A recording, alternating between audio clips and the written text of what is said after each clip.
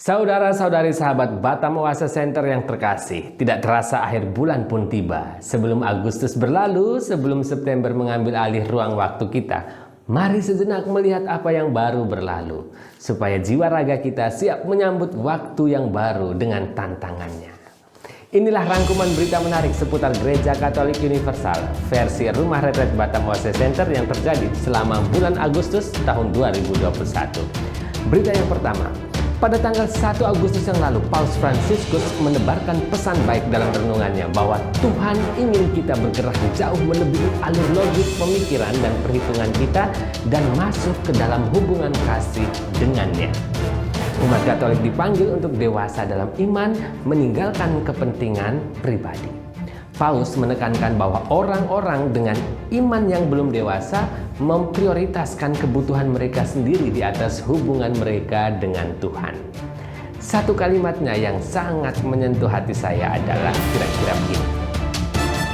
Adalah benar untuk menyampaikan kepada hati Tuhan segala kebutuhan kita, tetapi Tuhan yang bertindak jauh melampaui harapan kita ingin hidup bersama kita pertama-tama dalam hubungan cinta. Dan cinta sejati itu nampaknya tidak menarik. Seseorang tidak benar-benar mencinta jika masih mengharapkan balasan. Dan ada kalimat lain di bagian lain homilinya, begini bunyinya.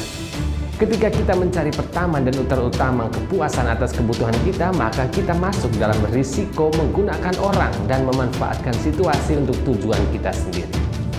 Sungguh sebuah pesan yang indah tentang cinta di awal bulan Agustus. Berita yang kedua, pesan bagus datang dari konferensi para uskup Amerika Serikat pertanggal 2 Agustus. Dalam rangka memperingati 53 tahun ensiklik Humanae Vitae yang diterbitkan oleh Santo Paulus ke-6, para uskup Amerika mempromosikan KB alamiah bagi pasangan suami istri Katolik. Gereja kembali menekankan keindahan seksualitas manusia dan memperingatkan bahaya kontrasepsi yang tertuang dalam ensiklik tersebut.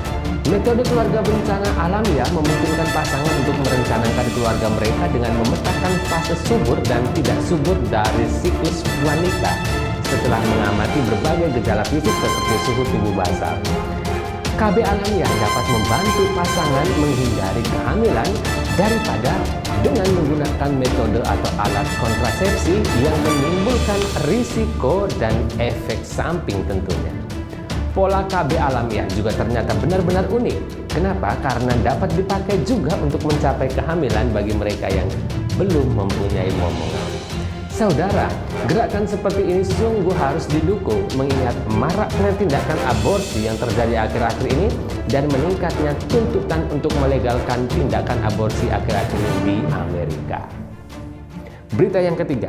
Pada tanggal 3 Agustus, Paus Fransiskus mengajak umat Katolik seluruh dunia untuk berdoa dan mempersembahkan bulan Agustus ini agar gereja boleh menerima rahmat untuk mereformasi dirinya dalam terang Injil.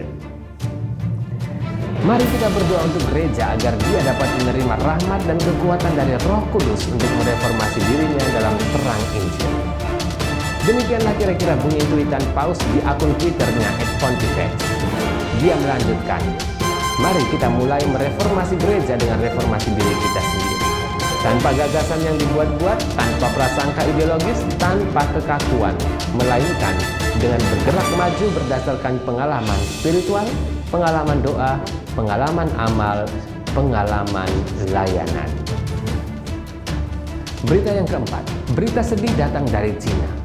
Keberadaan Uskup Joseph Zhang Weishu masih belum diketahui beberapa bulan setelah pejabat Tiongkok menahannya bersama para imam klerus dan seminaris yang keberatan bergabung dengan organisasi Katolik resmi pemerintah Tiongkok. Uskup Zhang, 63 tahun, telah menjadi uskup Xinjiang di provinsi Hebei, Tiongkok sejak 1991. Ia diakui oleh Takhta Suci tetapi tidak diakui oleh pemerintah Tiongkok. Ada sekitar 100.000 umat Katolik di keuskupannya menurut catatan UCA News. Dalam operasi tertanggal 20-21 Mei yang lalu yang melibatkan 100 polisi menahan uskup dan imam-imam lainnya yang menolak untuk mengikuti peraturan baru Cina yang mengizinkan kegiatan keagamaan hanya di organisasi yang terdaftar dan dikendalikan oleh pemerintah. Ya, kita berharap beliau dan para imam yang setia pada paus mendapat perlakuan yang baik sebagai tahanan. Informasi yang kelima, Gereja Katolik Filipina menandatangani dokumen dengan gereja nasionalis untuk rekonsiliasi. Para pemimpin Gereja Katolik di Filipina menandatangani dokumen dengan Iglesia Filipina Independente (IFI) atau Gereja Independen Filipina untuk kerjasama yang lebih ekumenis di tengah keragaman. Dalam pernyataan bersama yang ditandatangani pada tanggal 3 Agustus, para pemimpin kedua gereja mengatakan bahwa bersama-sama mereka meminta dan berdoa untuk saling memaafkan atas luka yang ditimbulkan di masa lalu. Kerjasama yang paling mencolok dalam dokumen ini adalah pengakuan ritus baptis Trinitarian yang ada di IFI sebagai pembaptisan yang sah dan peneguhan bersama akan pengakuan syahadat para rasul dan syahadat Nisea dan pengakuan bersama peran Bunda Maria dalam perjalanan iman umat. Sedikit catatan, IFI memisahkan diri dari Gereja Katolik di Filipina pada tahun 1902 saat negara sedang berjuang melepaskan diri dari penjajahan Spanyol dan Amerika. Poin utama perpisahan saat itu adalah menolak dominasi uskup-uskup Spanyol di gereja Filipina. Berita yang keenam, bintang pop Amerika Britney Spears mengumumkan dalam unggahan Instagramnya yang sekarang telah dihapus pada tanggal 5 Agustus yang lalu bahwa dia beragama Katolik dan menghadiri misa. Dalam sebuah posting yang dibuat bintang pop itu membagikan dua video. Dalam video pertama, dia terlihat berpose dalam celana pendek, jeans, dan sweater. Yang kedua, dia ditampilkan berputar-putar dalam gaun biru dengan bunga. Dalam captionnya, Spears mengatakan, untuk video selanjutnya, saya baru pulang misa, saya Katolik sekarang, mari kita berdoa. Penyanyi yang terkenal dengan lagu Baby Baby One More Time yang terkenal di tahun 99 ini diketahui telah berulang kali memposting doa termasuk Salam Maria dan sering berbicara tentang kehidupan doanya. Bio Instagramnya pun mengingatkan orang untuk berdoa setiap hari. Berita tentang Britney Spears ini penting karena mau mengangkat pesan jelas di tengah kehidupan Amerika sekarang. Ada kelompok pro-life dan ada kelompok yang pro-choice. Jika Britney Spears mengatakan bahwa dia adalah Katolik, maka dia mau mengatakan bahwa dia berpihak pada pro-life. Berita yang ketujuh, pada tanggal 9 bulan Agustus, kita sempat dihebohkan dengan kejadian pembunuhan seorang imam di Prancis. Siapakah imam itu? Beliau adalah Pastor Olivier Mayre SMM, pemimpin provinsi kongregasi SMM setempat. Konferensi para uskup Prancis dan konferensi religius Prancis mengatakan dalam sebuah pernyataan bersama pada tanggal 9 Agustus yang lalu bahwa pria yang diduga membunuh imam itu ternyata tinggal bersama Pastor Olivier Mayre. Pada saat pembunuhan itu terjadi, mereka tinggal satu rumah. Pria ini bernama Emmanuel Abayesenge, berusia 40 tahun, asal Rwanda yang juga diduga pelaku kebakaran di Katedral Nantes pada Juli 2020 yang lalu. Jadi korban menyambut pelaku yang adalah seorang imigran untuk masuk dan tinggal ke dalam biara dalam komunitasnya. Almarhum sendiri lahir di Besançon, Prancis Timur pada tahun 1961, menerima kaul pada usia 25 tahun dan ditabiskan pada tahun 1990. Beliau sempat menjadi misionaris di Afrika beberapa tahun dan dipindahkan ke Roma. Beliau adalah seorang doktor kitab suci dan mendapat gelar dalam psikologi. Imam yang berusia 61 tahun ini lebih dikenal sebagai seorang guru pemberi retret. Salah satu kalimat yang kami rasa meninggalkan pesan baik di dunia yang sedang dilanda pandemi ini adalah, kamu harus melindungi dirimu dari virus, tetapi jangan melindungi dirimu dari sesama yang lain. Mari kita berani duduk untuk berbagi dalam persaudaraan. Mari kita berani duduk bersama dengan yang termiskin, yang terpinggirkan dan yang terpinggirkan dari kemanusiaan. Kita berdoa semoga beliau beristirahat dalam damai. Berita yang ke-8, event dunia Olimpiade yang ke-32 meninggalkan cerita yang menarik. Selain beragam prestasi baru diraih, tetapi juga iman Katolik dirayakan di hadapan penonton dunia. Ada 6 momen perayaan iman Katolik di panggung dunia yang bisa kita ingat kembali. Pertama, atlet angkat besi wanita dari Filipina, Hidilyn Diaz, meraih medali emas. Setelah seremoni pemberian hadiah dan lagu kebangsaan, Diaz turun dari podium sambil membuat tanda salib. Kedua, perenang wanita Afrika Selatan, Tajana Schoenmaker, meninggalkan Tokyo dengan medali emas di gaya dada 200 meter dan perak di gaya dada 100 meter. Schoenmaker berenang dengan sepasang anting-anting berbentuk salib. Dan di bawah topi renang resmi yang dikeluarkan tim Afrika Selatan, Schoenmaker mengenakan topi renang putih dengan tulisan Soli Deo Gloria, kemuliaan hanya bagi Allah. Ketiga, Sydney McLaughlin menulis di Instagramnya setelah kemenangan medali emas pertamanya bahwa perjalanan saya mungkin merupakan penggambaran yang jelas tentang penyerahan dan ketaatan kepada Tuhan. Rekan satu tim McLaughlin, antingmu juga vokal tentang imannya, menulis begini.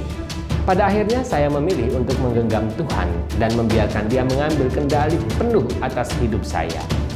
Itu memungkinkan saya untuk mengambil langkah mundur, belajar bagaimana mempercayainya sepenuhnya dan memiliki iman. Yang keempat, Marilady Paulino, bintang trek Republik Dominika, meninggalkan Tokyo dengan 2 medali perak.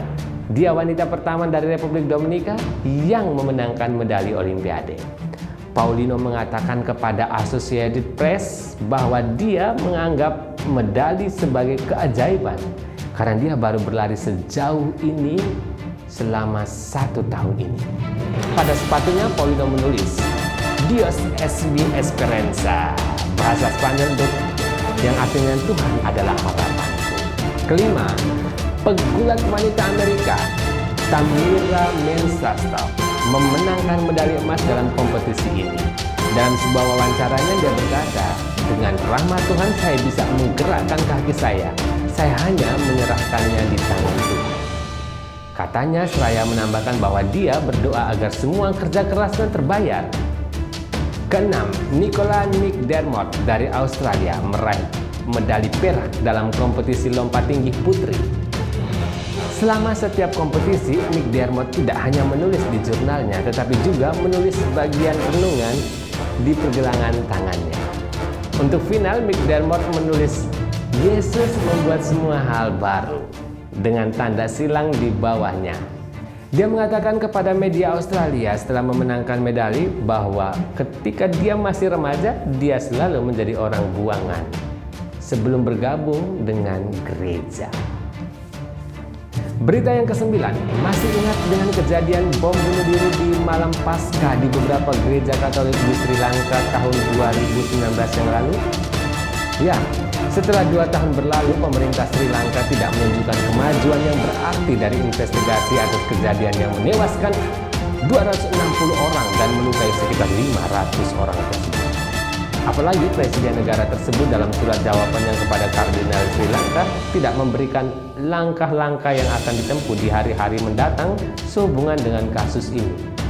Umat Katolik di Sri Lanka kecewa, akhirnya pada tanggal 21 Agustus mengibarkan bendera hitam untuk memprotes dan sekaligus menganggap pemerintah gagal dalam kasus serangan Paskah. Demikianlah saudara-saudara yang terkasih, kumpulan berita menarik selama bulan Agustus tahun 2021. Tentu saja masih banyak kejadian dalam gereja kita selama bulan ini. Jangan lupa untuk selalu membawa gereja dan perjuangannya di tengah dunia yang penuh tantangan ini ke dalam doa-doa Anda. Dari Rumah Retreat Batam Oasis Center kami mengucapkan sampai jumpa bulan depan. Salam sehat selalu.